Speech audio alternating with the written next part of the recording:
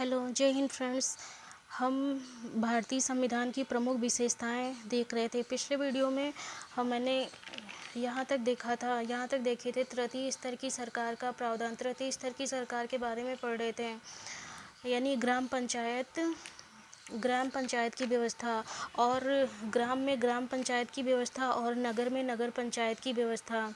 तो जैसा कि देखते हैं कि 73वां संविधान संशोधन 1992 द्वारा जो है ग्राम पंचायतों को संवैधानिक दर्जा दिया गया है। इसी प्रकार नगर में नगर पंचायत का प्रावधान किया गया है, जो भाग 9A में जो है नगर पंचायत, नगर पालिका या नगर निगम को रखा गया है। इसके तहत जो है 12वीं अनुसूची जोड़ी गई है, जिसमें नगर पालिका से संबंधित प्रावधान दिए गए हैं। यानी 12वीं अनुसूची में 18 विषय दिए गए हैं, जिन पे नगर पालिका या नगर निगम जो है कानून बनाएगा। और जो नगर पालिकाएं या नगर निगम या नगर पंचायत को जो है संविधान का 74वां संशोधन सन 1992 द्वारा संवैधानिक दर्जा दिया गया है। इस प्रकार जो है देखते हैं कि ग्राम के लिए जो है तृतीय स्तर की सरकार में ग्राम पंचायतों की व्यवस्था की गई है, और नगर के लिए नगर पंचायतों की या नगर पालिका या नगर निगम की व्यवस्था की गई है। यहाँ पे एक और प्रावधान देख लेते हैं, भाग 9B में सहकारी समितियाँ दी गई, यानी कोऑपरेटिव सोसाइटी। ये प्रावधान हमारे मूल संविधान में नहीं था। इसको भी जो है संविधान के 97वें संविधान संशोधन अधिनियम 2011 द्वारा जोड़ा गया है। इसके तहत संविधान के अनुच्छेद 19 यानी 19(1) में संशोधन करके जो सहकारी समितियां होंगी, यानी कोऑपरेटिव सोसाइटीज़ के बारे में हम डिटेल से पढ़ेंगे जब आर्टिकल 19 पढ़ेंगे। उसके तहत जो हमें ये अधिकार दिया गया है सहकारी समितियां बनाने का, यह अब मूल अधिकार बना दिया गया है कि कोई भी भारत का नागरिक जो है सहकारी समितियां बना सकता है। और यह अधिनियम यानी 97वां संविधान संशोधन अधिनियम 15 फरवरी सन 2012 से जो है लागू कर दिया गया है। इस प्रकार देखते हैं संविधान की अगली विशेषता जो है 9 यानी संविधान की अगली विशेषता जो है संसदीय शासन प्रणाली। संसदीय शासन प्रणाली का मतलब कि लक्षण क्या है, इसकी विशेषता क्या है, इसको भी संक्षिप्त में देखते हैं। संसदीय प्रणाली होती क्या है, संसदीय शासन प्रणाली क्या है। संसदीय शासन प्रणाली में जो है किसी भी देश के मतलब दो प्रमुख लोगों का शासन होता है। जैसे औपचारिक प्रधान होता है, यानी नाम मात्र का प्रधान।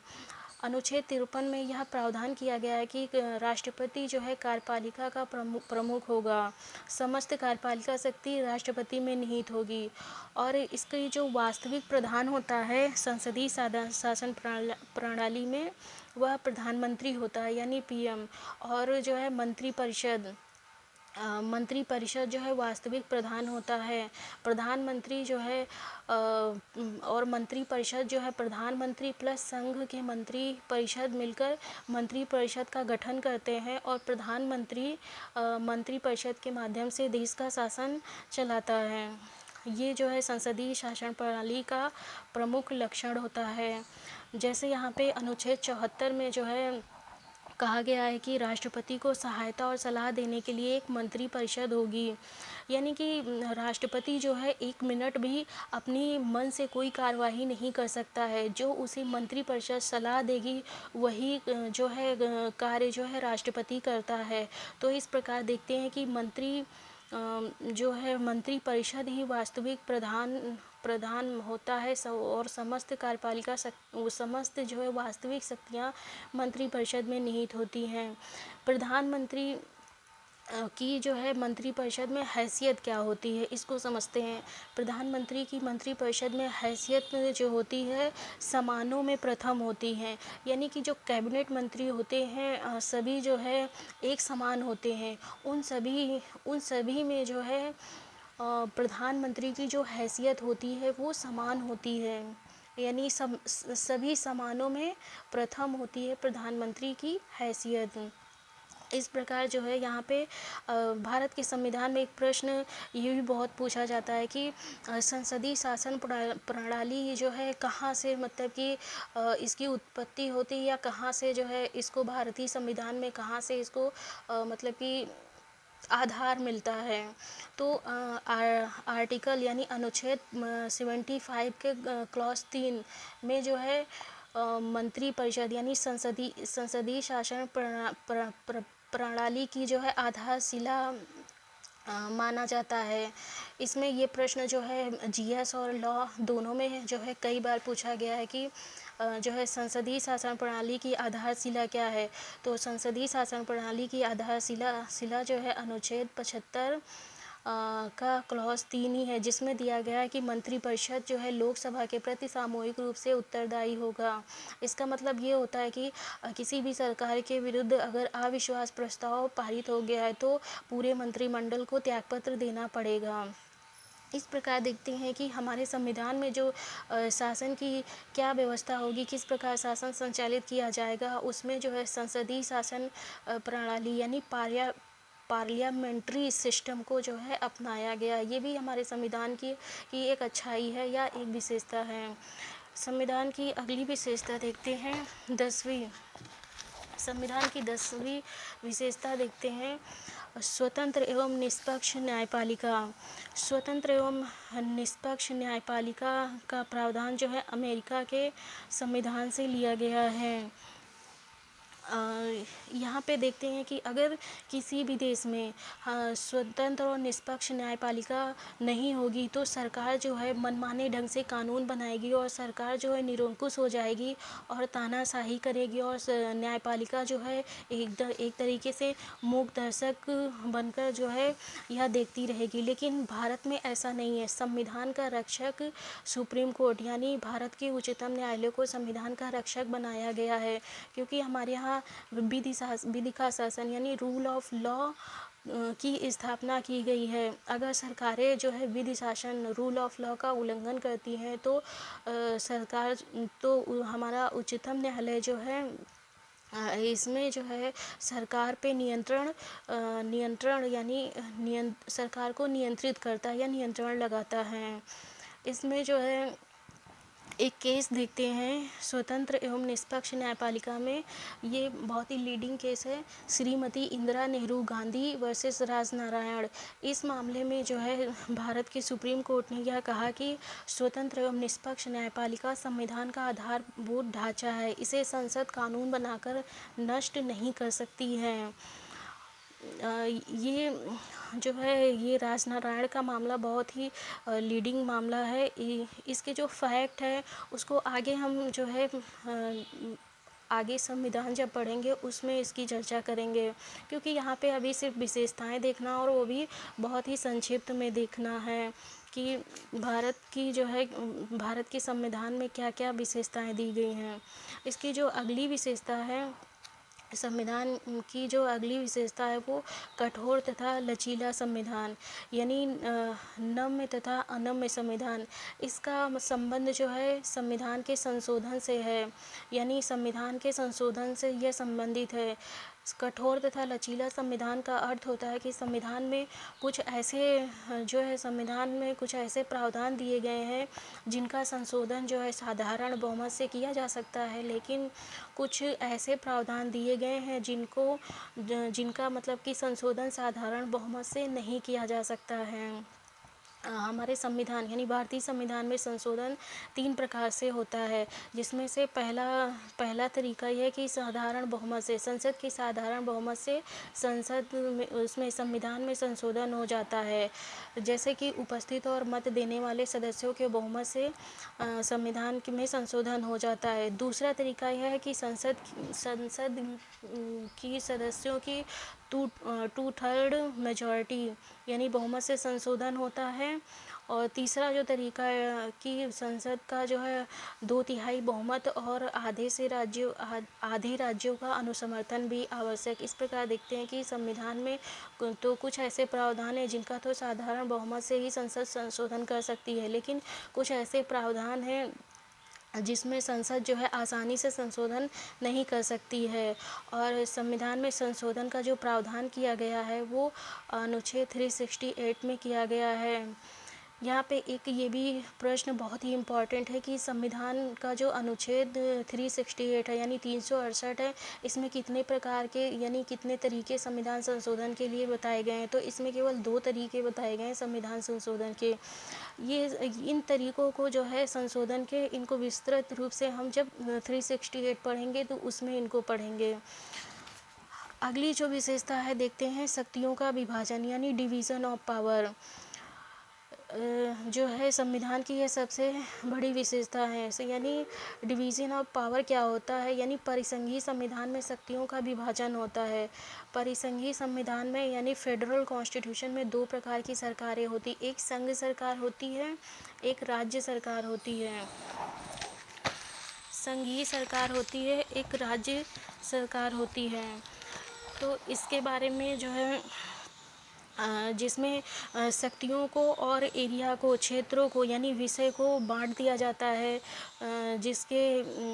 जिसमें राज्य सरकार या संघ सरकार अपने क्षेत्र में कानून बनाएगी और राज्य सरकार अपने क्षेत्र में कानून बनाएगी। इसको समझने के लिए संविधान का अनुच्छेद 245, 246 देखते हैं। अनुच्छेद 246 में 7वीं अनुसूची के बारे में बताया गया है। संविधान की जो 7वीं अनुसूची है उसमें जो है 3 लिस्ट दी गई हैं, एक संघ सूची, राज्य सूची और समवर्ती सूची, जिसमें उन क्षेत्रों को बता दिया गया है संघ सूची में कि और संघ सूची में उन विषयों को बताया गया जिनमें संघ की सरकार कानून बनाएगी, और राज्य सूची में उन विषयों को बताया गया है जिसमें केवल राज्य सरकार कानून बना सकती है। और तीसरी जो अनुसूची है वो समवर्ती अनुसूची है, जिसमें कि संघ सरकार और राज्य सरकार दोनों कानून बना सकती है। इस प्रकार देखते हैं जो डिवीज़न ऑफ पावर होता है, शक्तियों का विभाजन जो होता है, उसमें संघ सरकार और राज्य सरकार दोनों को मतलब अलग अलग शक्तियों का बंटवारा कर दिया जाता है। एक चीज़ यहाँ पे और भी नोट करने की ज़रूरत है कि अगर संघ सरकार और राज्य सरकार दोनों जो है एक विषय पे कानून बना देती, जैसे समवर्ती सूची के किसी विषय पर कानून बना देती है, तो उसमें किसका कानून लागू होगा, तो वो संघ सरकार का कानून लागू होगा। इस प्रकार देखते हैं कि भारतीय संविधान की जो अगली विशेषता है वह है आपातकाल की व्यवस्था यानी इमरजेंसी प्रोविज़न। इमरजेंसी प्रोविज़न, इसका प्रावधान संविधान के भाग 18 में किया गया है और जो अनुच्छेद 352 से लेकर 360 तक में दिया गया है। अनुच्छेद जो 352 है वो राष्ट्रीय आपात की बात करता है, अनुच्छेद 352 राष्ट्रपति शासन की बात करता है और अनुच्छेद 368 यानी 360 वित्तीय आपात की बात करता है। इमरजेंसी का जो भी ये प्रोविज़न दिया गया है, इसको हम इमरजेंसी वाले चैप्टर यानी भाग 18 में जब पढ़ेंगे तो उसमें और हम डिटेल से पढ़ेंगे। लेकिन ये हमारे संविधान की ये भी एक अनोखी विशेषता है। अगर जो है हमारे देश की अखंडता और संप्रभुता पे जो है संकट आता है तो हमारे देश में आपातकाल लागू किया जा सकता है। भारतीय संविधान की जो अगली विशेषता देखते हैं वह है न्यायिक पुनर्विलोकन की शक्ति यानी न्यायिक पुनर्विलोकन को मान्यता। हमारा संविधान जो है न्यायिक पुनर्विलोकन को मान्यता देता है, जो अमेरिकी संविधान से लिया गया है, यानी जुडिशियल रिव्यू। इसका जुडिशियल रिव्यू का क्या अर्थ होता है? जुडिशियल रिव्यू का अर्थ ये होता है कि यह न्यायालय की वह शक्ति होती है जिसमें जो है न्यायालय किसी प्राधिकारी द्वारा बनाए गए कानून को नल एंड वाइड यानी कि अवैध या शून्य घोषित कर सकता है। यानी कि अगर कोई भी प्राधिकारी हमारे मूल अधिकारों से असंगत कोई भी ऐसा कानून बनाता है जो हमारे मूल अधिकारों का अतिक्रमण करता है, तो हमारे जो है देश के 2 न्यायालय यानी सुप्रीम कोर्ट और हाई कोर्ट को यह शक्ति दी गई है कि वह उन जो है कानूनों को अवैध घोषित कर दे या नल एंड वाइड घोषित कर दें। इसमें जो है ये भी जो है न्यायिक पुनर्विलोकन की जो है शक्ति भी हमारे जो इसमें दी गई है, ये भी हमारे संविधान की एक प्रमुख विशेषता है। और ये देखते हैं कि संविधान में जो न्यायिक पुनर्विलोकन या जुडिशियल रिव्यू जुडिशियल रिव्यू का जो पावर मिलता है वो कहाँ से मिलता है, तो ये अनुच्छेद 13 से मिलता है। अनुच्छेद 13 जो ये प्रावधान किया गया है कि संविधान के लागू होने के बाद में जितने भी कानून अगर बनाए जाएंगे और वो संविधान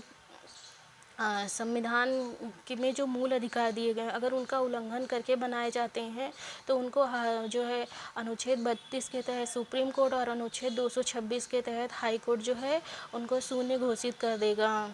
इस प्रकार देखते हैं जो जुडिशियल रिव्यू का जो है ये मतलब कि अमेरिका के संविधान से लिया गया और अमेरिका में जो है एक केस जो है आया जो मारवरी वर्सेस मेडिसिन का मामला है 1803, जिसमें जस्टिस मार्शल ने न्यायिक पुनर्विलोकन की उत्पत्ति की।